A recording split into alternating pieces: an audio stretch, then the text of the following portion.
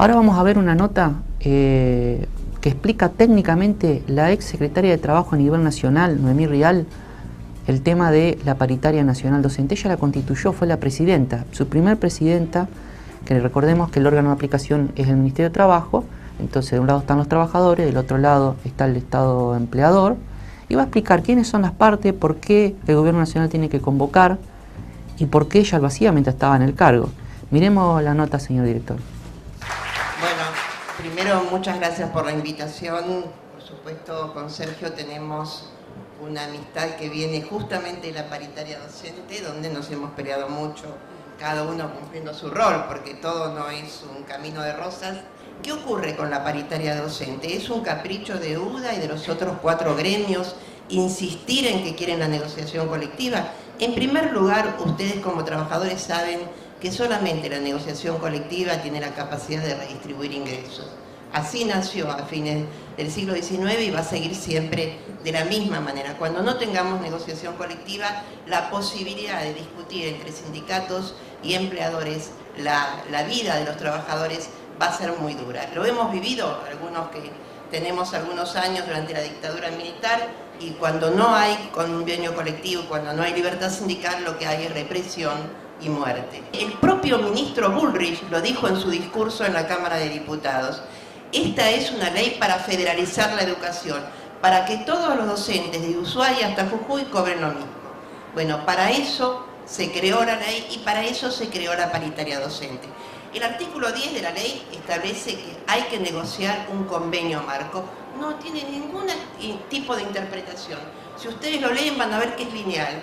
Hay que convocar para negociar un convenio marco. ¿Quiénes negocian ese convenio marco?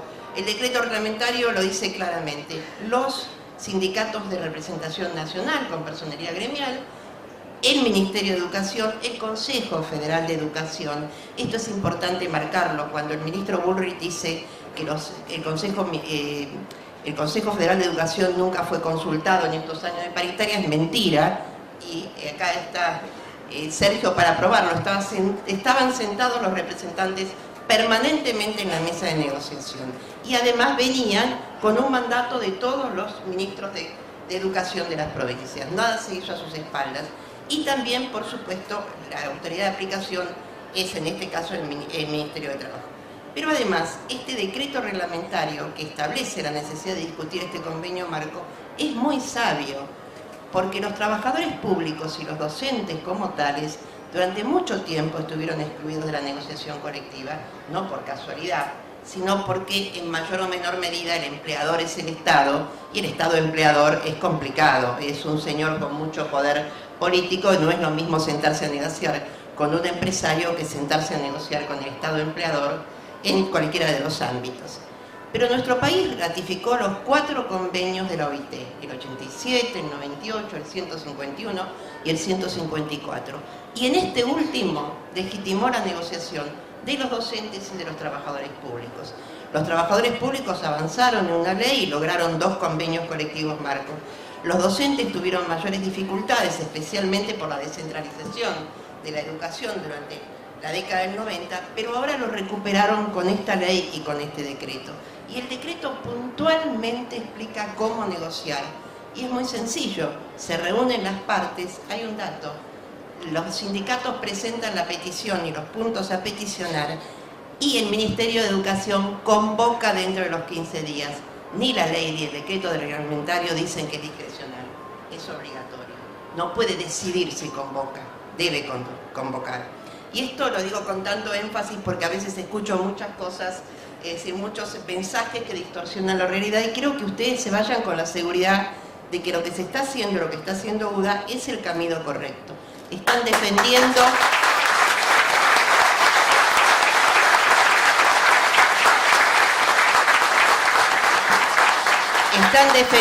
una herramienta que para los trabajadores es fundamental. Es un cambio de 180 grados. Cuando el trabajador en el ámbito público y privado pudo discutir convenio colectivo, ahí comenzó a participar en mayor o menor medida de la distribución de la riqueza.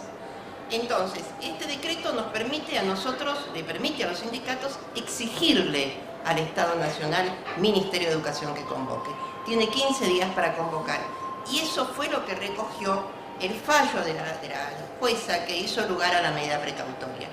Pero además, y es importante marcarlo, cuando se reunieron el año pasado, que dio origen a la primera firma durante este gobierno, dentro del marco de la paritaria docente y un acuerdo salarial, se comprometió el mismo ministro y los ministros de las distintas provincias de constituir una comisión para negociar este famoso acuerdo marco. Se estableció el valor del salario y del FONIT, pero se aclaró que nunca el trabajador docente iba a ganar menos del 20% por encima del salario mínimo vital móvil, que es una cláusula ambigua, porque si el salario mínimo vital móvil no se mueve y si el Estado no convoca a la comisión para la designación y la fijación del salario mínimo, esa también es una cláusula más programática que operativa. Pero supongamos que fue dictado con buena fe y efectivamente los trabajadores docentes tienen que ganar más. Pero ese mismo artículo que figura en el acta del expediente correspondiente dice claramente, sin perjuicio de lo que se negocie en la paritaria docente nacional. Eso lo firmó el ministro Bullrich, no lo firmó el ministro anterior, no fue Alberto Sirione, no fue Filmus, fue él que lo firmó. Y en la resolución que recoge este texto, además aclara que va permanentemente a contribuir con la economía de las provincias y marca que hay 7 provincias que necesitan el aporte del gobierno nacional para llegar a ese salario mínimo de referencia, que es, por supuesto, como ustedes muy bien saben, para el maestro de grado sin antigüedad con un límite de jornada simple. Todo este tema nos marca que evidentemente las herramientas jurídicas están a favor de los trabajadores docentes. No es un capricho pedir la paritaria, ni es simplemente conseguir un aumento salarial. La paritaria además abre un camino muy importante para discutir carrera, para incorporar temas fundamentales que hacen a la vida del docente.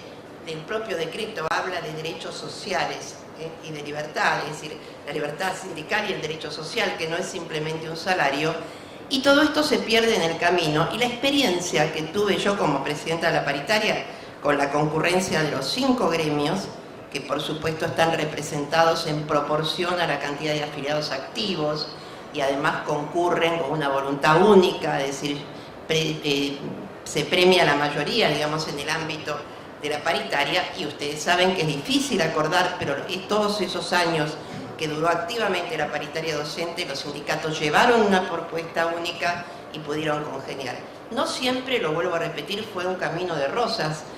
A mí me tocaba, como presidenta, comerme muchos disgustos por parte de los dirigentes que se levantaban y se iban y había que ir a buscarlos para que siguiéramos negociando, pero eso es parte de la liturgia de la negociación, eso es parte del diálogo, eso construye un país democrático.